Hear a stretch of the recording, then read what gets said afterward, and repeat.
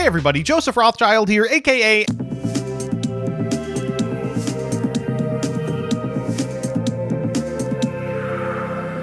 And it is time for another Twitter thread. So usually when we remember historical formats in Yu-Gi-Oh, we remember them because of their top decks. Hat format is known for Hat, Nekroz format is known for Nekroz, and 2018 format is known for making pretty much everyone who experienced it quit the game entirely. But what about the unsung heroes, the weekend warriors, the decks that upon first glance... There's a lot of really cool and interesting stuff going on in Yu-Gi-Oh right underneath the metagame. Decks that may have been tiers 2 or 3 and never got the type of mainstream coverage that the top players did. Frequently, this corresponds with the fact that formats are seldom solved historically, which if you aim to play a retro format, it's important to know what lurks right under the surface of the expected metagame. Today, I'm asking you to tell me about your favorite decks that were maybe like the 6th or 7th best deck in their associated format. I'll start by talking about a deck that I love so much I brought it to my debut in the Yu-Gi-Tuber Grand Championship. I'm talking about Pacifis, the Phantasm City Control. This individual card does more than almost any other card in Yu-Gi-Oh! It gives you bodies with which you can attack your opponent. It gives you removal spells in the cards that it searches.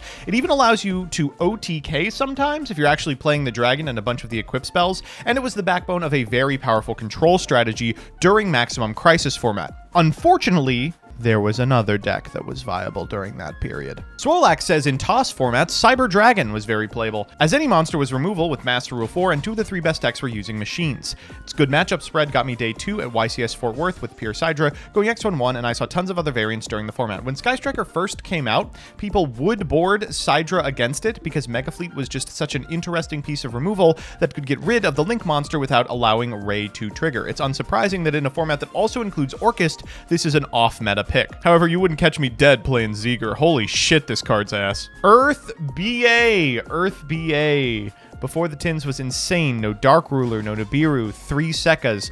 Piloted it to top 4 in a regional. 42 players, but that's not the point, buddy. That's called a local. But this deck really was fantastic. The concept was the Burning Abyss monsters get you value when they go to the graveyard. You were trying basically to just mill as many things as possible. You were on Gallus to help make rank 3s. I think you were actually playing Gen X Ally Birdman, and of course, the card that brought it all together was this one, Block Dragon, which would just turn into a whole bunch of monsters you could instantly summon and material on field to both protect your board and go for really powerful plays. This was such a cool deck, one of the coolest of all time, and an unfortunate casualty to Adamancipator. Back in October of 2016, in the middle of ABC supremacy, one man at YCS Liverpool showed up with a truly heinous brew containing the most objectively unfair card ever printed. Dark Synchron, a deck that only saw a top once, convinced everyone it was good for a week. I love it. People were convinced that this deck was actually good and not flash in the pan combo nonsense. I think it has like 10 tops ever after this period. Unfortunately, Synchro laddering was not even remotely viable during this format. Neshi says, Dabble format Crystal Beast holds a special place in my heart. Impeccable tier matchup, no Ishizus. Searchable Mystic Mine added a whole other dimension of potency against Sprite, its hardest matchup. My first CB regional top, how could it not be my favorite? So I never believed Neshi when he said that Crystal Beast was playable during tier format, but after watching him top like 2 or 3 MCSs, I think I actually have to believe him. It's a combination of like a really accessible Abyss Dweller line, the ability to play main deck Dimension Shifter, search Necro Valley. He topped like 4 or 5 regionals during this period with this deck. The weekend Dane was legal during a TOS format regional. Instead of playing a real deck, I scavenged around the venue for Extravs, Ojometrios, and of course, $40 wave motion cannons. I made top 8. I just gotta block this guy. Holy fuck. RJ says, back in 2014, Thunder Family was my jam. There were a billion ways to play it, and the resource loop had a great goat control feel.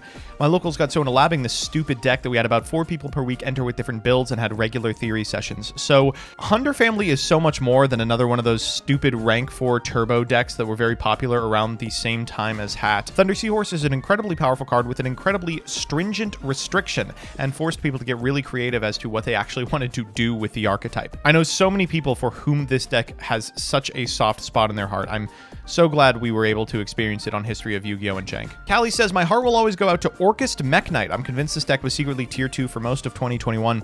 Cameron Loreno pioneered the brew and topped just about everything he touched with it. I myself topped the CSM with it a couple of times. Yeah, so the theory behind this is that Mekk-Knight Purple Nightfall isn't just an incredibly powerful card for the Mekk-Knight engine, it is also a searcher for Orcust Gearsu. Infernoid! This was literally the counter to Spiral in 2020. There are multiple formats in which a top deck will be so unbelievably over-centralizing and use the graveyard so frequently that people will try to force Infernoid. It happens a ton of the time.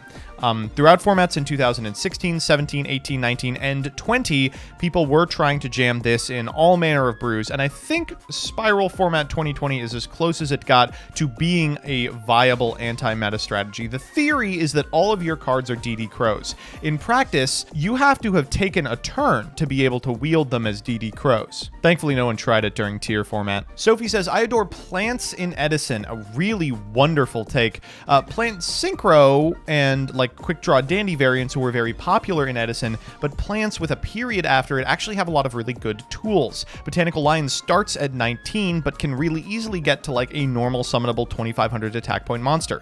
Mark of the Rose is basically just Snatch Steal. Miracle Fertilizer once per turn allows you to target a plant type monster in your graveyard and special summon it. And Cactus Bouncer is just Vanity's Fiend. Despite Alex Simo's efforts, I still really enjoy Flamvel in Edison format. Dropping a Rekindling or two just feels so good. Common knowledge during the period in which Edison was played was that Flamvel and specifically Flamvel Firedog were extremely good cards. Now they have been totally eclipsed by new developments in the format, but for some reason, some people feel so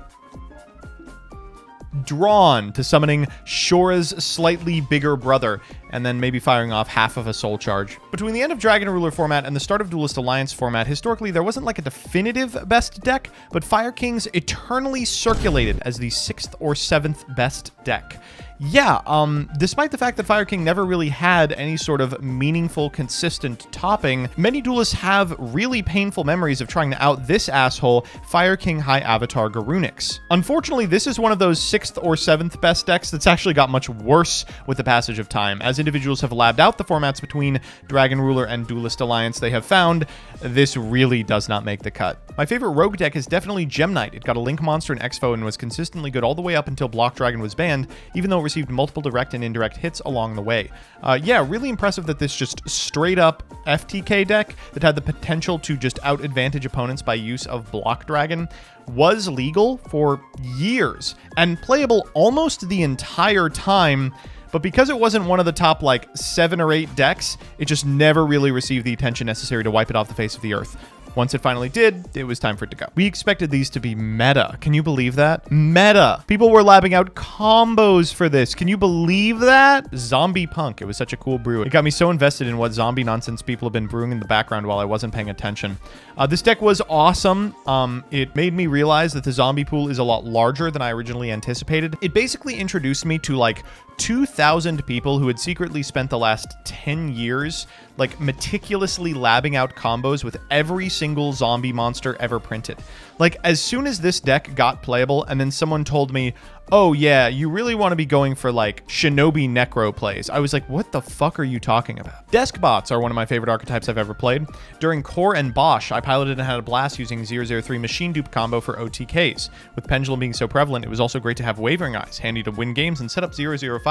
Deskbot had a smattering of tops over the course of its lifespan, and I always couldn't understand why. Watching people do combos looked like they were doing cold fusion, and I just couldn't possibly grasp what was going on. In my hands, it felt terrible, but in theirs, 004, I swear to God, got like 4 more effects I wasn't familiar with. It's probably less forgotten than other decks in this thread because of the format's ongoing popularity, but I love Reasoning Gate because it plays so differently from other GOAT decks. Yeah, Reasoning Gate is like an interesting combo deck that's just randomly in a 2006 format. It's crazy because if you play against a Reasoning Gate, you just think, what the hell is this modern combo deck doing in this format that existed before Obama was president? But if you play Reasoning Gate, you open your hand and you think, this is the worst fucking thing in the universe. Why am I not just playing Breaker the Magical Warrior in setting 1? 2014 Rank 4 Spirits was one of the most fun decks I have ever played. Absolutely correct. Very, very short period during 2014. I'm talking like a couple of weeks at most, in which Lucas Peterson, Doug Zeef, and Jeff Jones all got tops at regionals with this deck. It was so banger. The big combo you could do is overlay 2 of the 4 spirits in order to go into Laval Chain, and then one of them draws you a card, so you could put on top of your deck a BLS, then draw it immediately and just go for a huge amount of damage. It was such a neat deck that, and I'm not going to say this again, included Ghost Trick. Baby Raccoons, GCD says, was on the fringe of playability in 2014, had such interesting options and stuff like double Sondai, Unat Beast, or even Fabled Unicorn. Plus, it still has representation even today as the namesake for Farfa's cat. Darklord, my beloveds. It might have only topped one event, but this deck will forever be my ride or die with how cool it is. Man, we talked about this a little bit in History of Yu-Gi-Oh!, but this archetype was so hyped when it first came out. Ixchel was like an $80 card. People were putting up insane combos in like YugiTube just for it to completely flop. Gotta be UA from early Pandera. Deck was so fun to run. This would be Duelist Alliance format. Equipping Dunker with the power jersey and then murdering people out of nowhere put a smile on my face every time. When I came back to competitive Yu-Gi-Oh!, the first thing I played was Dark World in late 2014, and then of course Duelist Alliance released, and I picked up UA. It was... I remember my locals would post the deck lists of the top 4 players, and the day that I topped with UA, all the comments were like, what the fuck was he cooking? I end today's video not with a funny haha joke, but with an impassioned plea. Folks, only you can be the geniuses that make the 6th or 7th best deck of tomorrow's Yu-Gi-Oh! Format. Don't always fall into the trap of playing Cash Tira. There's plenty out there available just under the existing metagame. Anyway, let's see if Weather Painter can top.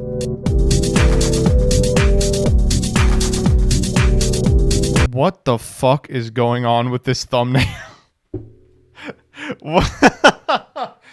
What the fuck is going on with it? You know what? I'm gonna make you a better thumbnail right now. Look how good this is! Holy shit!